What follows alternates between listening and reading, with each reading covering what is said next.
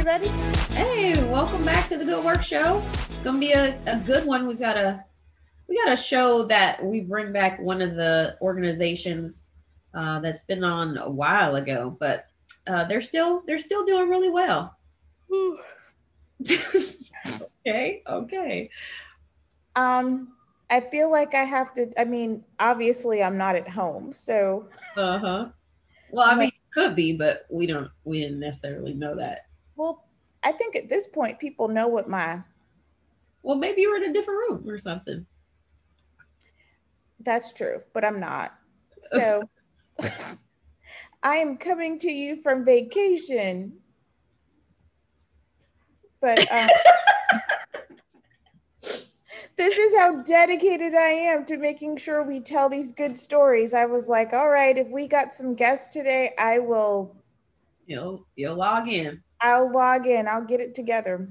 But yeah, I can't believe it has been that long since we talked to the folks from Canine Cellmates. It's kind of crazy because then I'm like, but we've only been doing this show for, we've only been doing this a couple years. It's not possible that, but no, it's actually been a long time. I know it's been a much longer.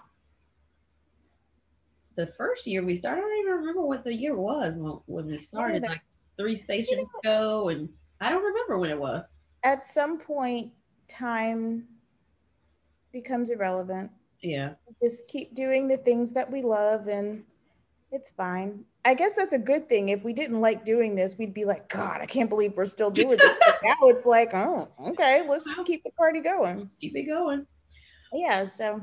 Well, anyway, we've got Canine Cellmates, an organization that is serving the Fulton County Jail and some of the men who are in there, but a really unique program in how they are helping them while they're in jail. And then they're going to share some news. So Susan Jacobs-Meadows is going to join us in just a bit to tell us all about what they've been doing and what they've got coming up next. And I'm just glad like organizations like that survive the pandemic, because there's a lot of nonprofits that were struggling or, I guess are still struggling since the pandemic. But that's one that I'm glad that they're still back in action, still a great organization, and looking forward to hearing more. And growing. So that's, and growing too. I feel like this is another sign from the universe I'm supposed to get a dog. Well, I mean, more power to you. That's all I can say. I have a dog that lives in my house, but he's not my dog. He's part of the family, but when his owner goes, he goes. I feel like I can visit anytime. This might not be his permanent residence, but that's fair. Yeah. I keep saying I wish there was like this service where you could get like a dog to play with, but then you just you can foster a dog. No, I don't want it for a couple hours. Oh, well, I mean, you could babysit dogs, like dog sit. That's a couple hours. And then, I mean, the owner will come get them. I mean, you will hope they're going to come get them, but like, that's what the premise is when you dog sit. I feel the same way about dogs that I think about children. Like, I want assurances on certain things about the dog that I don't think I can get promised on. Like, I want like a cat dog, like that pretty much keeps to itself. It's not like overly needy, but then dog-like in the sense that it'll come when you call it and it'll play with you. Do cats do that? I'm not sure. I don't know. No, cats don't do that. That's what I'm saying. I need a cat dog. Like I need a dog, or maybe I need a dog cat. Maybe I need a cat that's mostly cat. I'm sure you could. Well, first of all, I'm not a cat fan, so I can't help you with that. But I'm sure that you can do some research. That maybe there's certain types of cats that will do that, because you can find a dog with that temperament, but you're gonna have to find the dog with that. Like they don't all, they just don't come out the box. That's what I'm saying. If you go to adopt a dog, they'll tell you. You'll know. You can try a dog out, and then if it doesn't work, you can. I also feel like yeah, but you can take it back. Like you can return it and say that this didn't move for my family. I needed, Yeah. I feel like I need a different setup to have a dog too. Like I need an area where I could let it out. Oh yeah, well, and then it could come back. You have to take the dog out. Yeah, I mean I obviously, but like now it's like a whole to do to go out. But like so anyway, we'll see. All that to say, we're going to hear from the folks at Canine Cellmates today and learn more about what they're doing with their dogs and how they're making a difference in folks' lives. And yeah, so that'll be good. Yeah. So we will return in just a second.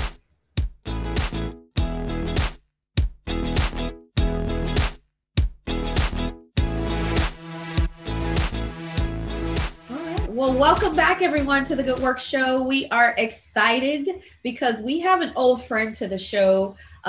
So the organization has been on the show 6 years ago. It's been a little while, but if you are a Good Work Show follower and you've been following along, you will probably remember Canine Cellmates. And so we'd love to welcome Susan Jacobs-Meadows to the show. How are you doing? I'm great. How are you? Good to see you guys again. Absolutely. Yeah. So we all know what the organization is about, but for those folks who are new to learning what you're about, can you give us a sense of what your mission is and what you do? Great. Yes, I can. Not in very few words, but I certainly can. Our mission statement is utilizing shelter dogs to change the lives of incarcerated men. So we are a jail dogs program that has been operating in Fulton County Jail for a number of years now. This program launched in June of 2013, so a little over 8 years ago. And it works. We pull dogs from Fulton County Animal Services, which is a large open intake shelter. We move them into Fulton County Jail where they live 24 hours a day with inmate handlers. It is a training program, so we run classes 5 days a week. And that's where the men learn the tools that they need in order to be able to train these dogs in basic obedience. We work throughout the cycle to get the dogs adopted through social media, offsite events, our website, etc. And our goal is that all the dogs are adopted by the time they're ready to graduate. So then the adopters get to come to the graduation at the jail. They get to meet the men who trained their dogs, and they get to take their dogs home. And that's just kind of hitting the highlights. The dogs are the heart of our program, but the focus is on the men. We are a rehabilitative program, so we offer these men a lot of new information, experiences, perceptions, etc., while they're with us through the means of classes and speakers, and then we help them once they get released. That's great. And I think most people who have a pet, though I am not one of those people, but I appreciate pets, can understand what happens when you get a chance to interact with animals and how even if you see a person that may be a little rough, with maybe even interacting with other people, the way that their demeanor may change when they interact with a dog or with an animal. So talk to us a little bit about how that interaction actually does help the inmates and what that kind of does, and even just maybe making them more receptive to receiving support and help that'll help them after their release. Because we know there's a lot of different rehab programs, but what is it about adding the dogs to the program that makes it a little bit more different and maybe more successful? I love your question because it's a perfect question for us. And first, let me start by saying, Trenise, that we can hook you up.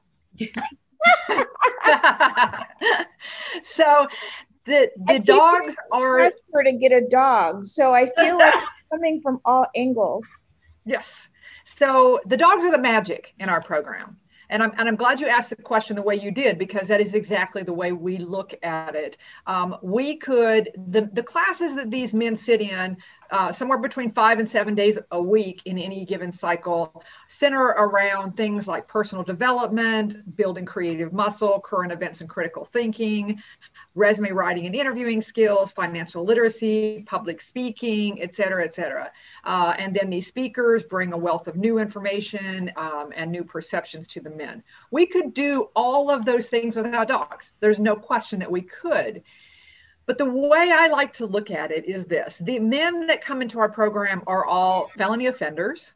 And by and large, they are repeat felony offenders. On an average, they're probably on their 4th felony, with many of them, many more than that. So by the time they've hit that place, they've been incarcerated probably many times and maybe for a long time. And they have very high, thick walls around them that have gone up for preservation, self-preservation, to protect them. So we could apply all the same programming that we do now. And the walls are, if you equate the program to a glass of water, if you poured it over the top of those walls, the majority of it would run off. So what the dogs can do, and what the dogs do, is they create cracks in those walls. And then when you apply the programming to the same wall, some of it starts to sink in. Dogs are magical beings that have the ability to look inside a human being, find the good that exists in there, and then help that person to begin to believe that about themselves. And that's the magic. That's when things start to change, is if this dog loves me, there must be something good about me. And then as they train the dogs and they start to achieve goals and see these dogs respond appropriately and learn things because of what they are doing, it starts to change how they feel about themselves. And that makes them more receptive to all the other things that we do. That's great. Yeah, fantastic. So you've been working at this for a number of years now. Tell us about the impact that you have. How many individuals have been in your program, have graduated, and of course, include the canine friends too, right? Because they've also sort of graduated from the program, but then being able to become a part of a new family and have that story around, how they came to be. So can you talk to us a little bit about your impact? Sure. Over 400 men have participated in our program since its inception. I don't have off the top of my head the number who have graduated. We don't track impact by graduates, but more by men who participated. And the reason for that is because our program runs inside of a jail, not a prison. And the end result of that is that there's movement. Which is we have no control over, they have no control over, et cetera, et cetera. It's just one of those realities. So it's unfair to discount all of those participants because they didn't make it to graduation, which they had no choice about. So if somebody's with us for a week or less, we're probably not going to count them as a participant. And we may not count them if they're only there for 2 weeks. Some of that is kind of, have they engaged? Are they, do we see evidence of positive personal growth, et cetera? So over 400 men have participated. We have pulled 156 dogs out of Fulton County Animal Services to date. Some of them, which makes me sad to even think about, some of them have passed away by this time. All of them but 2 are currently either have been or are in homes. We have 2 dogs that are available for adoption. One is because she came back to us because the situation of her adopter changed and he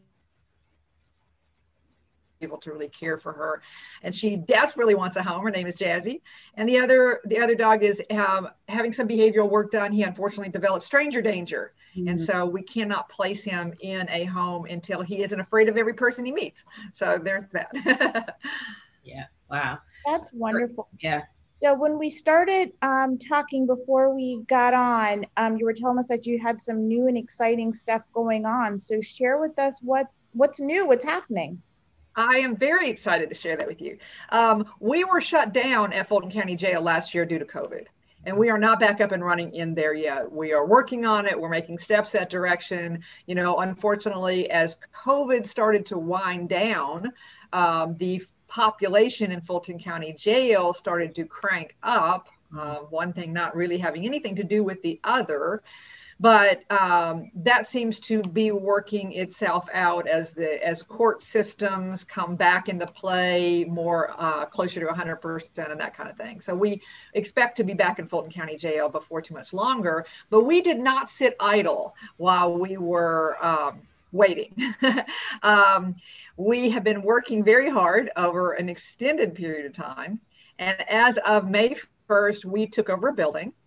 We received a very generous grant from Best Friends Animal Society, and we have taken over this building that was formerly their Atlanta location. They have changed their business model and have moved to a foster-based organization. This is incredibly exciting to us because, number one, it gives us a headquarters location. So now we are more tangible and we're more real and we're more credible.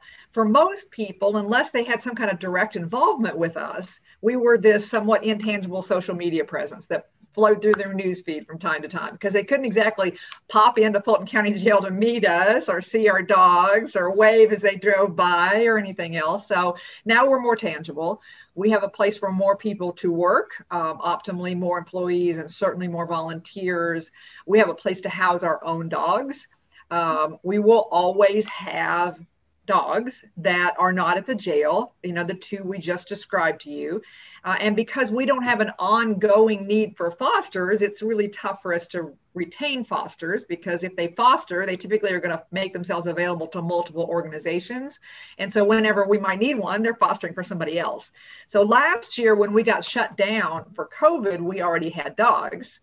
And we moved them to a facility to keep them all together so that we could continue to interact with them, socialize with them, make sure they had plenty of exercise, et cetera, et cetera. And we spent over $28,000 housing dogs last year. So we will never again have to scramble for a place to house dogs. Our aftercare component that we run will be more effective and efficient because now these men have a place to come. Before we had to meet them where they were. And, that's presents a lot of challenges. So now they can come here and we can offer them services and referrals and meet their needs like clothing and MARTA fare and food and whatever it is that each individual person needs. But more exciting than any of that is that this is a very large space and we're going to be expanding our services that we bring to the Atlanta community. We will be launching in August through a cooperative effort with the district attorney's office, a diversion program. So we will be running a program in the jail. It doesn't replace that, and a program at this building. It will be run similarly to what most people think of as an accountability court, like a drug court or a mental health court or whatever. And these men will come to us for half days a week for 90 days. And similar to our structure at the jail, they will be working with dogs, shelter dogs that of course will reside in the building in group training environments. They will be spending some hours each week caring for the dogs in the building, walking dogs and scooping poop and washing runs and all those things that you have to do when you have dogs. And they will be sitting in curriculum similar to what we do in the jail, but a little bit more expanded. We hope to cover 5 curriculum topics, 2 weeks per topic during that time with things like parenting skills, emotional intelligence, accountability, conflict resolution, things along those lines. So, and when they complete our program, their charges will be null prost. So they will remain unincarcerated longer. They won't be in jail. They will return to their families sooner. They will, because we're doing this 4 half days a week, if they're motivated, they can probably find a part-time job so that they can be self-sustaining. And we certainly will help with that to the best of our ability. We don't want anybody in our program starving and whatever. But it's very, very exciting to be able to offer an alternative to just locking them up, which really solves almost no issues. It solves no issues. The only issues that it does solve is for those who present a danger to society. Obviously, incarceration is necessary, but most people don't want to present a danger to society, and their actions don't reflect who they are in most cases. So anyway, Really, really, really, really excited about this. We're going to need a ton of support because this is a huge undertaking. It's a big building. While we got a grant that gets us in the building, it does not sustain us in this building. So we have to sustain it. We have to bring donors and sponsors to the table. We're going to need more volunteers. We're going to need more people to adopt dogs because we're going to be roughly doubling the number of dogs that we'll be pulling from the shelters. So we're going to need a lot of support. Well, fantastic. So along those lines, tell our listeners and our viewers how they can support you. Where should they go if they'd like to sponsor or they'd like to donate or volunteer or just learn more about your programs?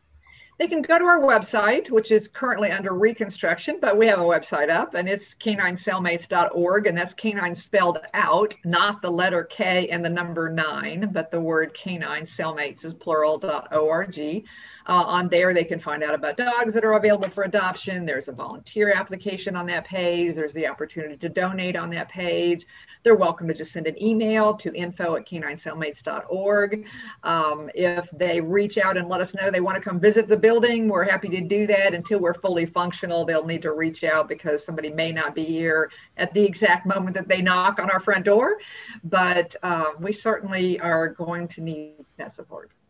Well, fantastic. Well, thank you, Susan, so much for returning to the show. Congratulations to you and your team for all of the growth and continuing on to impact the lives of so many through your programs and your services. So thanks so much. You're always welcome back, and we look forward to hearing more about what you do with the new program.